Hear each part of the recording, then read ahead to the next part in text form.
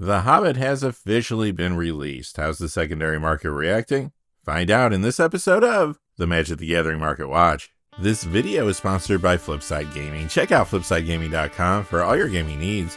Right now, you can order the Hobbit products, pre-order Reality Fracture products, or find any number of other great items on their website. Remember, shipping is free in the US if your order is over $100 or consists only of singles. Just look in the description or comment section below for direct links to their site.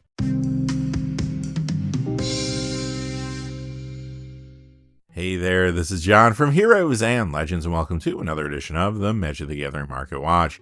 As I said in the cold open, the Hobbit has arrived and the new products are causing some card prices to spike. But there are other catalysts in the market as well this week, including the reveal of the new convention-exclusive set Mystery Booster Commander Edition.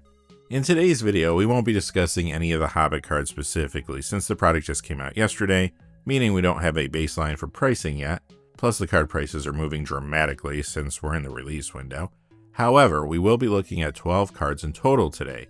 You'll see all the cards that have moved at least 20% and $2 in either direction this week. Before we get started though, just a couple quick things. I do want to say thank you to one of the viewers who gifted 10 channel memberships during our stream last week, and that is Chris Pekulski. I hope I said that right, Chris. Thank you so much for your generosity. That is very kind. I truly appreciate that support, and congrats to the folks that did get those gifted memberships.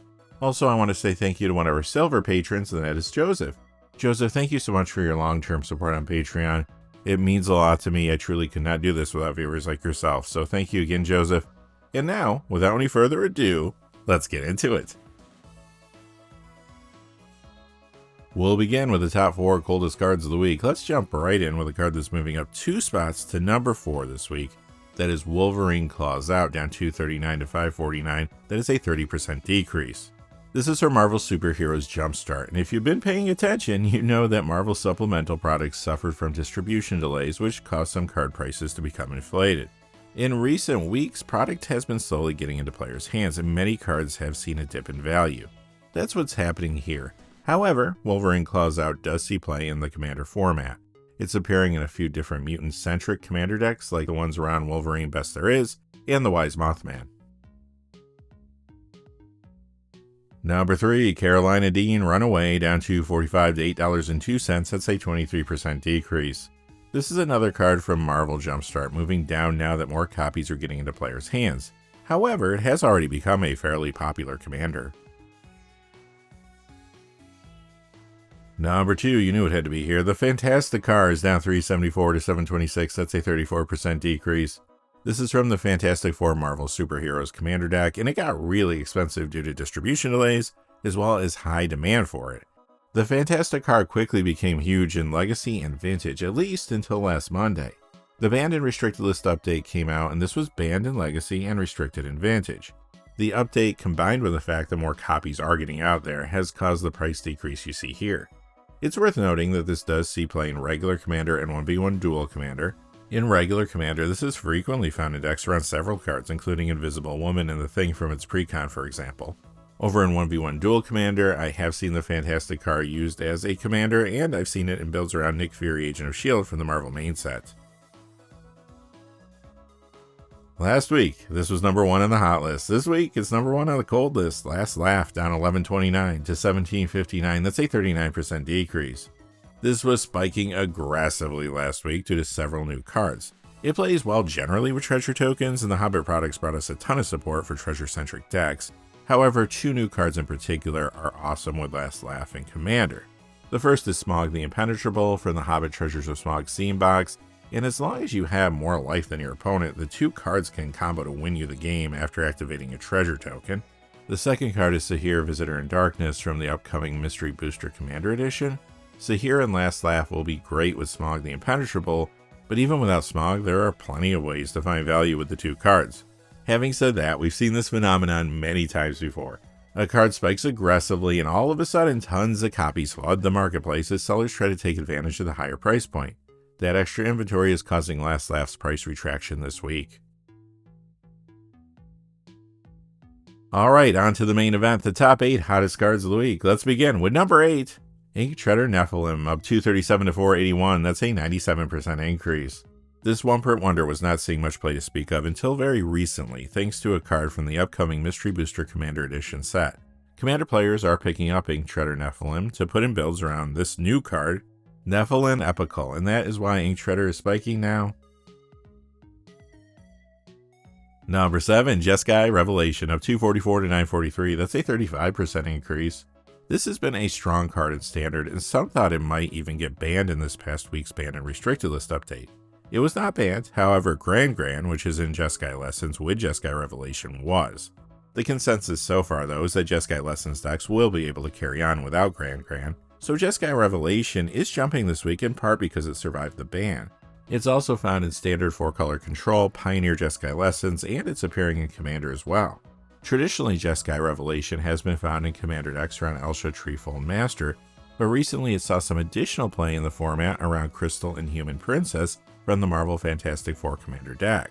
Now there's another new card Commander players want to include Jeskai Revelation in builds around. That's Gandalf Party Guest from the Hobbit Crack the Plate Scene box. Number 6 is Gimli of the Glittering Caves of 345 to 712, that's a 92% increase. This is from the Lord of the Rings Tales of Middle-earth Riders of Rohan Commander deck. It's found in Commander builds around cards like Magda Brazen Outlaw and Norin the Wary, but it's hot now thanks to the Hobbit products. The Hobbit has brought a lot of support for the dwarf creature type, as well as treasure tokens, plus the product includes a ton of legendary creatures, so it's not too surprising to see Gimli spiking now. First, the Magna builds that run this are getting more play thanks to all the new dwarf creatures from the Hobbit.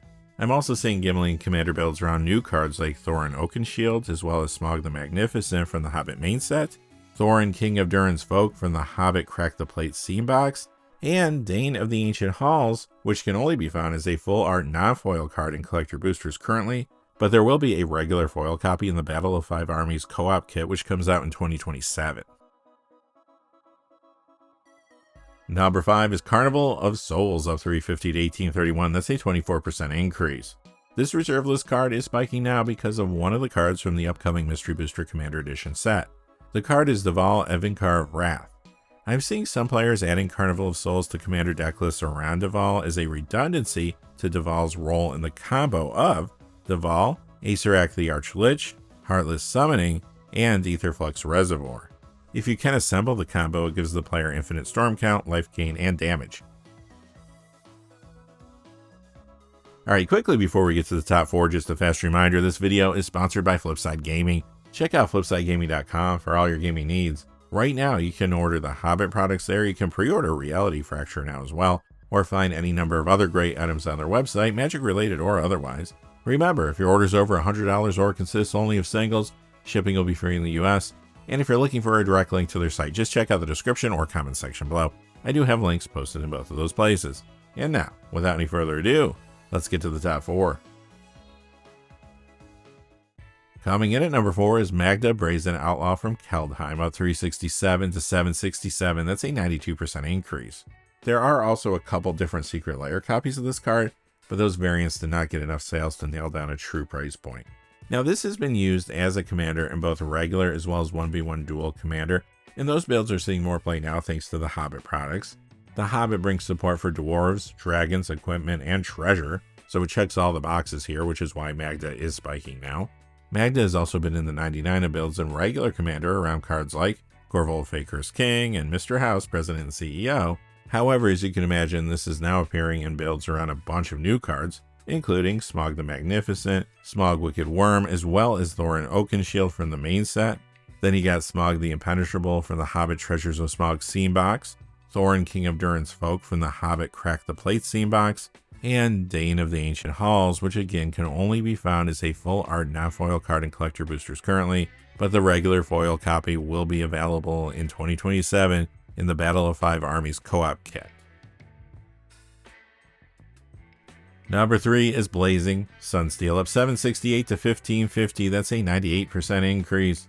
This is from the Commander Legends Armed for Battle Commander deck, and it has been in several different Commander builds over the years, like the ones around Weighted Trainer Prodigy for example. It is equipment, and the Hobbit products brought us several cards that play well generally with equipment. However, there's one card in particular that's causing Blazing Sunsteel to spike. This is appearing in Commander Deck Surround Smaug the Impenetrable from the Hobbit Treasures of Smaug Scene Box. The synergy between the two cards is pretty clear. Number 2, Prime Speaker Vannifar of 1972 to 2197. That's an 876% increase if you're doing the math at home. This one-print wonder Elf Ooze Wizard was seeing a little commander play here and there, but didn't really have a consistent home until now. A couple new cards have increased demand for Vannifar, which is why its price is spiking, of course. First, many commander players are grabbing copies of this for their new elf-centric commander builds around Thanduil the Elven King from the Hobbit main set. The second card pushing Prime Speaker Vannifar's price is from the upcoming Mystery Booster Commander Edition set, and that's Ugu the Omniplasm. I'm seeing Vannifar in many Ugu commander deck lists. Not only does Vannifar share a creature type with each of these commanders for typal purposes, but in both cases their abilities complement each other quite well. And finally, moving up 7 spots this week to number 1, Knucklebone Witch, up 2135 to 2594. That's a 465% increase. Guess what? This is a Lorwyn rare that is yet to be reprinted, so I get to use my one per video. It made it. You may know that during this time period of Magic, there was a recession in the game, and less packs of Lorwyn, as well as some other sets, were cracked. Due to lower supply, cards that haven't been reprinted from the set, especially the rares, tend to spike when there's some attention on them. So why are people paying attention to this now? Well, it's been in commander builds around Legomo's Hand of Hatred, for example, but now cards from the Hobbit products are pushing Knucklebone Witch's price. Goblins are playing a major role in the Hobbit, and there's one card in particular from the main set that especially is causing this price increase. That card is the Great Goblin. Knucklebone Witch is appearing in commander decks around this due to the synergy between them. And that's going to do it for this episode of the Magic the Gathering Market Watch. We're going to come back tomorrow and do an MTG Arena live stream. And yeah, we'll get to draft some Hobbit and see how that set is. I did practice a little bit with it. I got some thoughts. You won't want to miss those. Until next time, though, thanks for watching. If you enjoyed the video, please give us a like and subscribe, and have a great day. Hey, thanks for watching. This video is made possible through the generous support of viewers like you on Patreon. Check out the description below for links to our Patreon page as well as our Amazon affiliate store, where a small percentage of all sales will also help support the channel. Finally, if you haven't had a chance yet to subscribe, hit that subscribe button so you don't miss any of the new videos on Heroes and Legends. Talk to you again soon, and have a great day.